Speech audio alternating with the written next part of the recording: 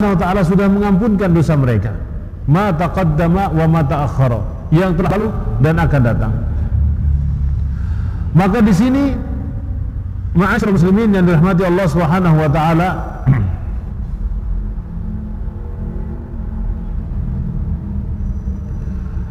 orang-orang yang mengatakan bahwasanya seorang manusia itu tidak boleh melakukan dosa, maka ketika dia melakukan dosa dia murtad daripada ajaran Allah, terbantahkan dengan hadis ini.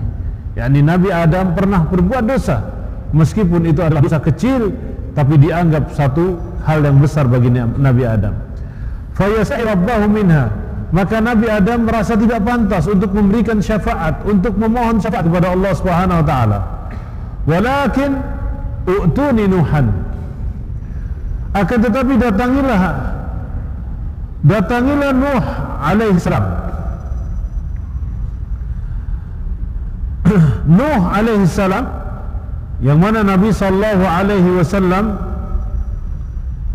menghabarkan datangilah Nuh alaihi salam karena dia adalah rasul yang pertama yang Allah Subhanahu wa taala utus. Fayatuna Nuhan, mereka datang kepada Nabi Nuh. Fayaqulu lastu hunakum, maka Nabi Nuh mengatakan, lastu hunakum, aku tidak pantas untuk memberikan syafaat itu. Fayadhkur khati'atahu alladhi asabahu, maka Nabi Nuh ini menyebutkan kesalahan yang pernah dia lakukan, ya. Fayaqulu fayastahi minhu rabbahu, dan Nabi Nuh malu untuk meminta syafaat kepada Allah Subhanahu wa taala. Walakin itu Ibrahim, datangilah Nabi Ibrahim, ya. Kemudian alladzi takhadallahu khalilan, yang mana Nabi Ibrahim ini dijadikan oleh Allah Subhanahu wa taala sebagai khalil, sebagai kekasih. Kekasih di situ adalah satu peringkat yang paling tinggi ketika orang itu bersahabat dengan yang lainnya. Ada yang namanya sahabat, ada yang namanya khullah. Khullah ini lebih tinggi daripada sahabat. Jadi Allah Subhanahu wa taala menjadikan Nabi Ibrahim sebagai kekasihnya, maka Allah Subhanahu wa taala memberikan kemuliaan kepada Nabi Ibrahim.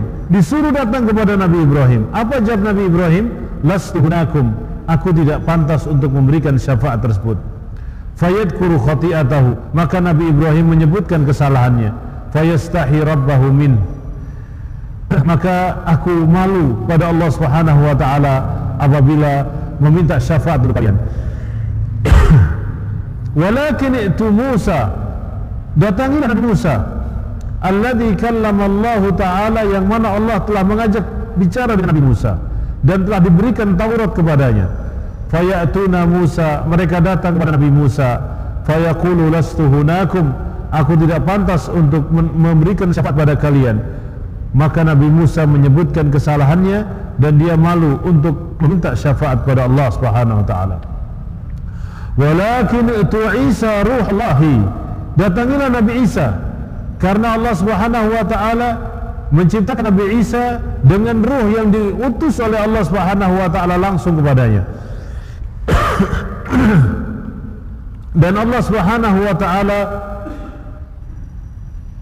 menjadikan Isa dengan mukjizatnya bisa berbicara ketika waktu kecilnya, waktu bayinya. Kemudian Nabi Isa juga mengatakan, lastu hunakum, aku tidak bisa memberikan syafaat untuk kalian.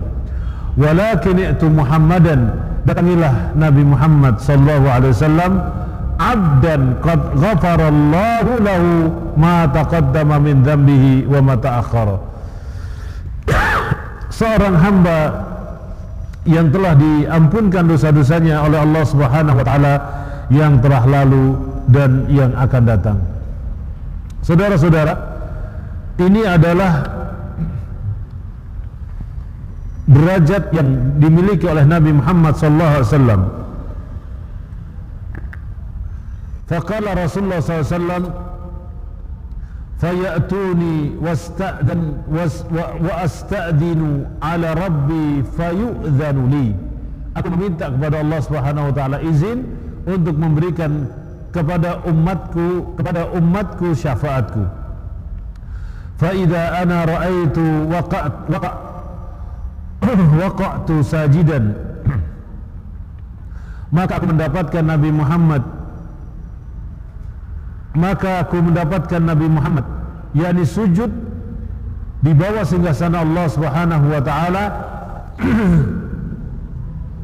Fayuqal, dan dikatakan kepadanya, ya Muhammad irfa' ra'sak wa kul yusma' was'al tu'ta ishfa' tushaffa' warfa' ra's wa arfa'u ra'si fa ahmadu rabbi bitahmidin yu'allimnihi rabbi thumma ashfa'u fa yuhaddu li haddan fa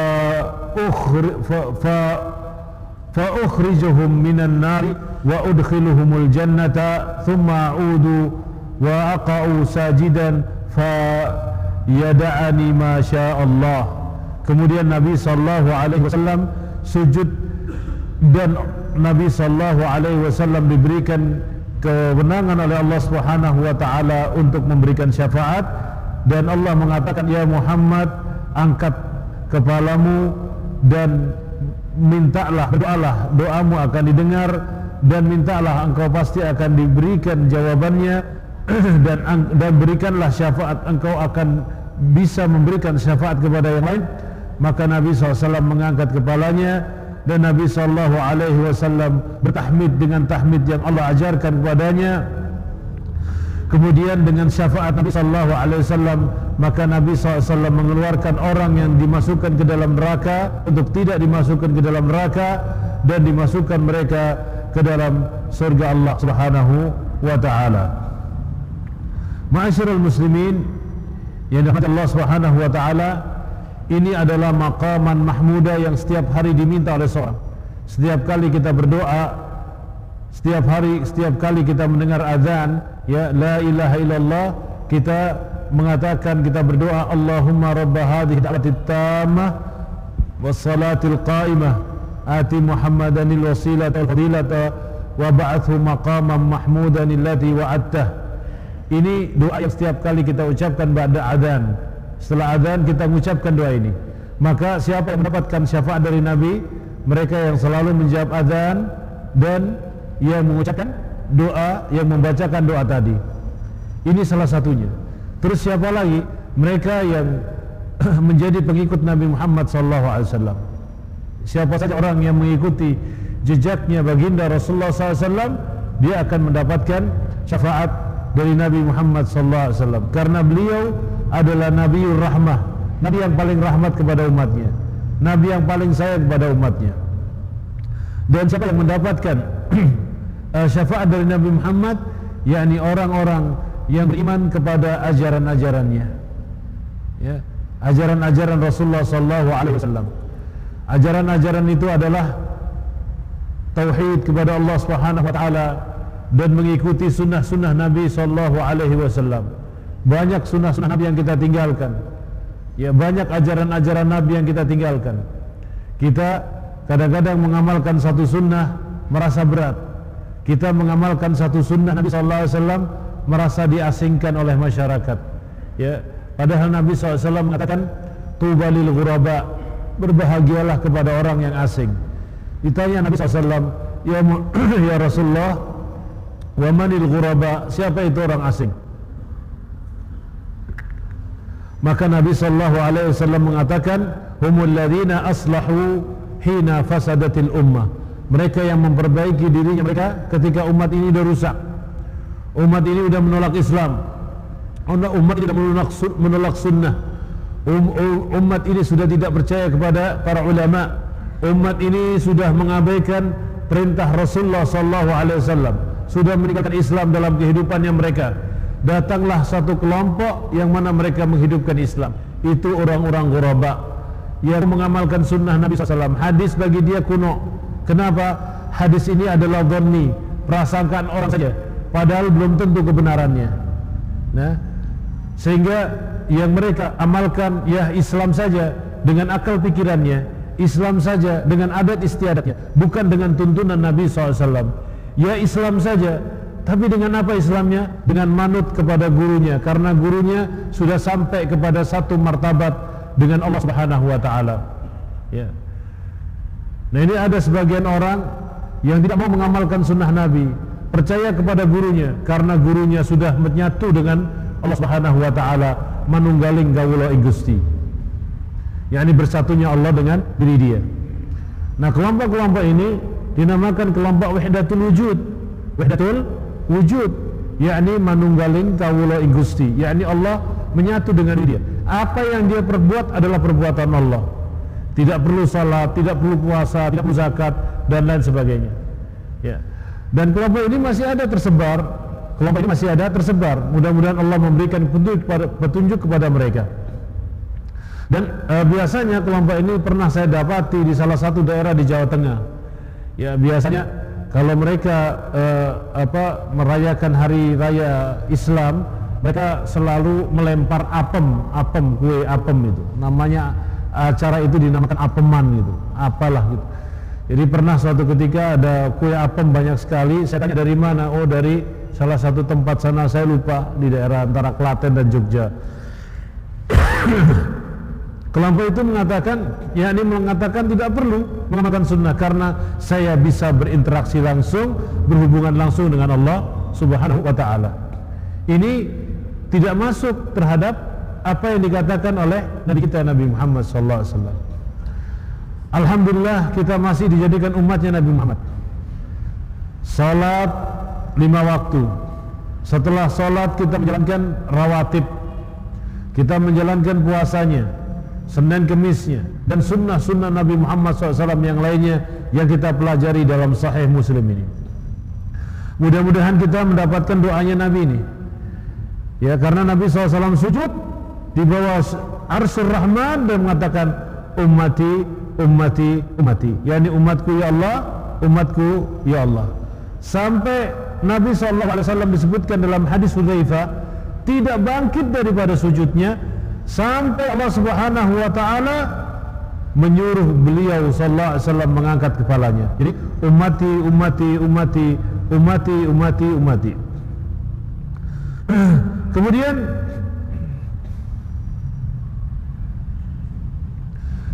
ketika Nabi sallallahu alaihi wasallam mengatakan ummati, ummati, disitulah Nabi disuruh mengangkat kepalanya. Dan disitulah Nabi SAW diberikan wewenang untuk memberikan syafaat. Maka pada waktu itu umatnya Nabi Muhammad SAW yang berhak masuk surga pertama kalinya langsung melesat seperti kilat melintasi jalan Shiratal Mustaqim. Dan disitulah umatnya Nabi Muhammad melalui Shiratal Mustaqim ini sesuai dengan derajatnya masing-masing, kondisinya masing-masing.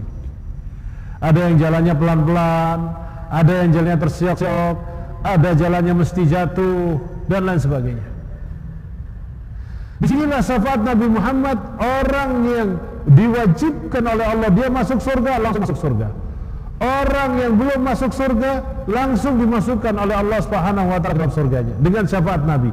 Orang yang tadinya diwajibkan oleh Allah masuk neraka, dengan syafaat Nabi dimentaskan, diambil dia, dimasukkan dalam surga Allah Subhanahu wa taala dengan syafaat Nabi Muhammad sallallahu alaihi wasallam. Di sini ikhwan fiddin yang dirahmati Allah Subhanahu wa taala, ada satu keterangan yang luar biasa dan saya mengakhiri kajian ini kemudian dilanjutkan tanya jawab, yakni bahwasanya masih ada kesempatan bagi orang-orang yang berbuat dosa. Ya, bagi orang-orang yang berbuat dosa untuk bertaubat pada Allah Subhanahu wa taala. Dan taubat pada Allah Subhanahu wa taala tiada henti. Karena manusia tidak pernah tahu kapan usianya berakhir. Wa ma tadri nafsun bi ayyi ardin tamut wa ma tadri nafsun madza taksibu ghada. Jiwa manusia tidak pernah mengetahui kapan dia meninggal, apa yang akan dia hasilkan esok hari. Hadis ini peringatan bagi kita semua, yakni orang-orang yang berbuat dosa masih diberikan kesempatan Allah. Ayo kita bertobat sehingga kita mendapatkan syafaat yang paling tinggi yang diberikan oleh Nabi Muhammad kepada kita, yaitu apa? Masuknya umat Nabi Muhammad SAW jalannya melintasi jalan Siratul Mustaqim ini seperti kilat yang cepat, tidak ada hambatan, ya. Jadi kalau kita naik pesawat itu kurang cepat, ya kilat, seperti kilat, langsung dia menuju Jannatul Firdaus. Kesempatan masih banyak, masih terbuka untuk kita. Apakah kita sekarang ini mau menjadi umat Nabi Muhammad, menjunjung tinggi sunnah-sunnah beliau atau tidak? Wallahu ta'ala alam. Wassallallahu ala nabiyina Muhammad wa ala alihi wa sahbihi wasallam. Apabila ada pertanyaan silahkan. Iya. Waalaikumsalam. Yang pertama kaitannya tidak dengan hadis, tapi kejadiannya tadi waktu sholat maghrib, bahwa di depan saya ada baris yang batal, kemudian kosong. Kemudian yang di belakang ini nggak maju. Kemudian ada jamaah lagi baru datang, dia mengisi sehingga melewati beberapa orang gitu. Hukumnya bagaimana? Yang kedua, berdasarkan hadis ini, apakah kita termasuk orang yang minta syafaat kepada Nabi Adam dan Nabi-Nabi Nuh dan Nabi lainnya? Padahal kita tahu bahwa Nabi Muhammad itu memberi syafaat kita. Jadi kita lihat orang pada mandi minta syafaat, kita udah tahu. Jadi kita cuma nonton gitu, lihat umat-umat terdahulu nyari minta syafaat gitu. Jadi apakah kita juga termasuk mencari syafaat atau kita sudah tahu? Kan sekarang kita udah tahu nih syafaat kita Nabi Muhammad. Jadi kalau kita udah tahu nanti dah Nabi Muhammad, jadi kita nggak nyari-nyari Nabi lagi gitu. Iya. Apa gambarannya seperti itu atau bagaimana? Terima kasih. Iya. Yang pertama, apabila seorang sholat berjamaah tadi, berjamaah, kemudian makmum di depannya batal, maka makmum yang di depan mengisi saf. Ya, karena Nabi SAW membenci putusnya saf. Jadi saf itu harus nyambung. Ya, fa inna taswiyata sufuf min tamamis shalah. Taswiyah itu adalah rapatnya saf dan tidak putusnya saf. Oleh karenanya salat ketika terhalang oleh tembok itu hukumnya makruh. Ya, boleh kalau seandainya masjidnya sempit, tidak ada tempat lagi, boleh disambung lagi. Kalau memang masjidnya apa? Sempit. Kemudian yang berikutnya, ketika tidak ada orang yang mengisi dan orang lain langsung mengisi, tidak masalah.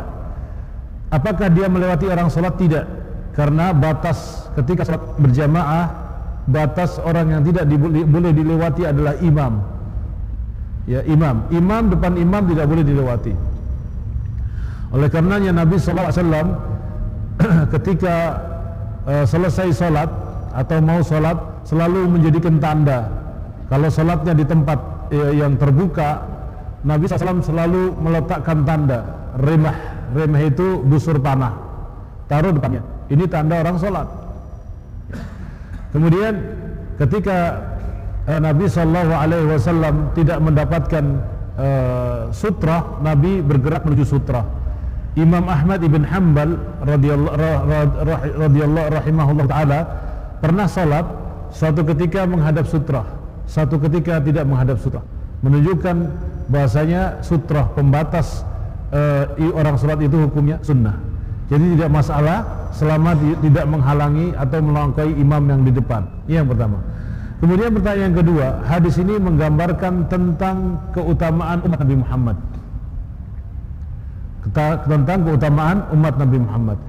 Dan apabila umat-umat selain umat Nabi Muhammad mengimani risalah yang dibawa oleh nabi-nabi sebelumnya, maka mereka termasuk orang-orang yang hanif, yang lurus, dan mereka adalah orang-orang yang dimasukkan Allah Subhanahu wa taala ke dalam surga. Tentunya umat Nabi Muhammad terlebih dahulu daripada umat-umat yang lainnya.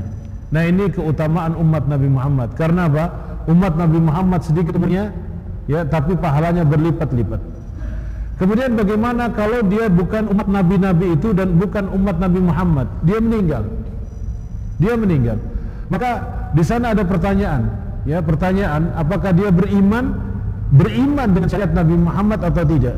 Kalau dia beriman dengan syariat Nabi Muhammad, maka Allah Subhanahu wa taala akan menghapuskan dosanya pada hari itu. Itulah keutamaan menjadi umat Nabi Muhammad sallallahu alaihi wasallam. Dan di sini Bapak-bapak, dari hadis ini itu ada satu petunjuk yang luar biasa. kalau seandainya dalam hadis yang lain disebutkan, kalau seandainya Nabi Musa itu hidup di zamanku, maka niscaya Nabi Musa mengikuti syariatku. Syariat Nabi Muhammad adalah pelengkap daripada semua syariat yang lainnya, maka tidak ada syariat setelah datangnya Islam. Hal itu disebutkan di dalam haji wada hari ini, al-yawma akmaltu lakum dinakum wa atmamtu alaikum ni'mati wa raditu lakum al-islam madina. Hadis ini juga menunjukkan bahwasanya tidak boleh ngarang-ngarang syariat setelah syariatnya Nabi Muhammad itu tuntas. Setelah syariatnya Nabi Muhammad itu tuntas, ada ajarannya, ada sunnahnya, tidak boleh kita ngarang-ngarang. Tidak boleh kita menciptakan hal-hal yang baru. Tidak boleh kita mendatangkan hal-hal yang baru. Nah ini luar biasa. Saat ini banyak sekali orang yang berani mendatangkan syariat yang baru di atas syariat Nabi Muhammad SAW. Seorang sahabat mengatakan tentang keindahan syariat Nabi Muhammad dan kesempurnaan syariat Nabi Muhammad. Apa perkataannya? Ma min ta'in yuqallibu janahaihi fis sama illa dzukira lana minhu ilm.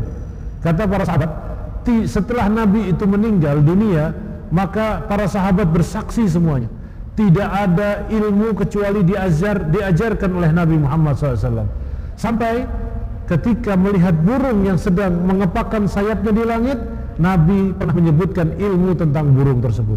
Subhanallah, syariat Islam ini telah lengkap. Maka saudara-saudara yang dirahmati Allah Subhanahu wa taala, syariat Islam itu telah datang kepada kita dengan gampang. Ya, ada di sana beberapa hal yang belum kita baca. Yang ini menjadikan kita mungkin belum mengerti apa itu ajaran Islam yang sesungguhnya. Kalau kita baca Sahih Muslim sampai selesai, ada lagi sahih-sahih yang lainnya yang belum kita baca. Saya pada waktu itu masuk ke perpustakaan di Mekah. Saya dapatkan pustakaan Mekah itu di rumah bekas kelahiran Nabi Muhammad. Saya dapatkan buku yang jumlahnya luar biasa yang belum pernah saya baca. Saya kira buku saya yang isinya 35 karton, ya, 35 karton Marlboro saya sudah baca semua. Ternyata masih ada buku yang lain lagi yang lebih banyak.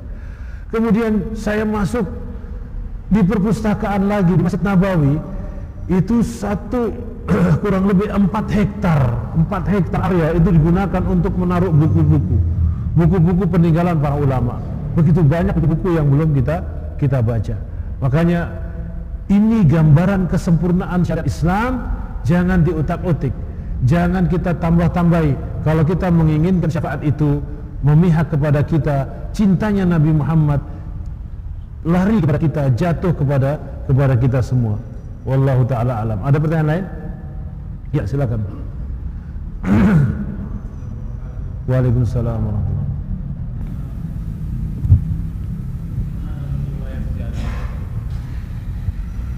Seorang sahabat Rasulullah bernama Mu'adz bin Jabal ditugaskan oleh Rasulullah untuk berdakwah keluar kota, ada katakan. Lalu Rasulullah bertanya, dengan apa kau berpegang dan berpedoman bila ada satu masalah di masyarakat sana? Al-Quran, kata Mu'adz bin Jabal. Kalau Al-Quran gak ada gimana?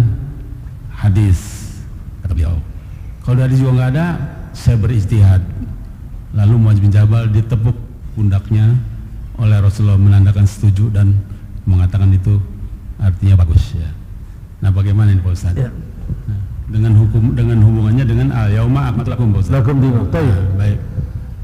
Makna daripada al-yauma akmaltu lakum dinakum atmamtu, Nabi telah menerangkan Islam itu dengan sempurna kepada para sahabatnya. Islam yang dimiliki di generasi pertama adalah Islam yang sempurna. Hal itu disebutkan dalam Al-Quran dan disebutkan di dalam hadis Nabi SAW persaksian tentang itu. Kemudian Nabi sendiri mengatakan, ketika kita ingin berislam, ambillah sunnah dariku dan sunnah dari para sahabatku, terutama khulafa ar-rasyidin. Dalilnya, alaikum bisunnati wa sunnatu khulafa ar-rasyidin al-mahdiyyin min ba'di. Pegangilah sunnahku dan sunnah khulafa ar-rasyidin. Siapa itu? Abu Bakar, Umar, Utsman, Ali. Ini khulafa ar-rasyidin.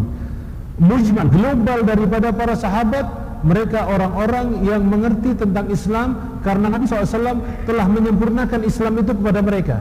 Jadi hubungannya ayat tadi, bahasanya Islam telah tersampaikan kepada mereka dengan sempurna.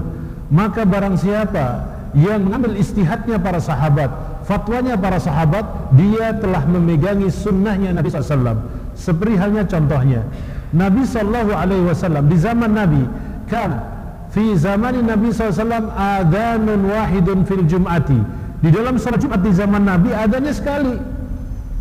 Walamma jaa Utsman fa'adzana marratain, maka azan itu jadi 2 ya. Dulu mimbarnya Nabi 3 derajat di zamannya Nabi. Falamma jaa Utsman dinaikin lagi sampai 7 derajat, jadi tinggi. Kenapa? Disitulah keluasan ilmu para sahabat dalam beristihad sesuai dengan Al-Quran dan sunnahnya Nabi Sallallahu Alaihi Wasallam. Kemudian apa yang dikatakan oleh Nabi kepada Mu'adz bin Jabal, bolehnya seorang yang memiliki kapasitas ilmu untuk beristihad, dan istihadnya para ulama tidak boleh keluar daripada istihadnya para sahabat yang telah lalu. Dan sampai sekarang istihad itu diperbolehkan dengan syarat-syarat. Insya Allah kita akan bahas pada kesempatan yang akan datang. Jadi tidak ada salahnya seorang memegang perkataan Mu'adz bin Jabal karena dia telah mendapatkan lisensi dari Nabi SAW. Istihadnya Umar, istihadnya Utsman, dan istihadnya sahabat-sahabat yang lainnya. Oleh karenanya seperti contohnya hal-hal yang lainnya, yakni ada seorang Utsman salat 4 rakaat, yang lain salatnya 2 rakaat ketika di Mina. Nah, ini adalah istihad. Istihad boleh seperti ini, boleh seperti ini, karena mereka pernah melihat Nabi seperti ini dan juga melihat Nabi seperti ini. Itulah luasnya Islam, dan insya Allah kita akan menemukan luasnya Islam dalam kitab yang kita pelajari ini. Ada 12 jilid kalau tidak salah. Demikian. Subhanakallahumma bihamdika asyhadu an la ilaha illa anta astaghfiruka wa atubu ilaik. Assalamualaikum.